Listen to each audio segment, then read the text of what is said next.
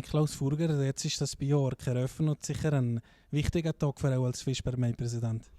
Ja, das kann man sagen. Das ist sehr ein wichtiger Tag, ein Meilenstein für Fischb als Oberwalliser Wirtschaftszentrum. Wir haben Fisch schon bereits jetzt 8500 Arbeitsplätze. Fisch probiert immer sehr gute Rahmenbedingungen geschaffen für die anwesenden Unternehmen.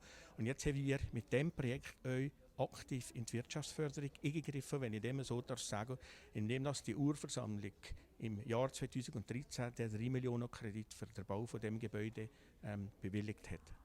Im Moment läuft es für den Wirtschaftsstandort Visp. Die Lunza, die hier investiert mit neuen Arbeitsplätzen, jetzt das Bioark. So kann es weitergehen. Ja, so kann es weitergehen. Ich glaube, es ist ja nicht nur für Fisch wichtig, sondern das ist auch für die ganze Region, für das Oberwallis und auch für das ganze Wallis wichtig. Wie soll denn das weitergehen zu Visp? Tun wir da weiter jetzt auf das setzen? Gibt es irgendwann ein Limit euch?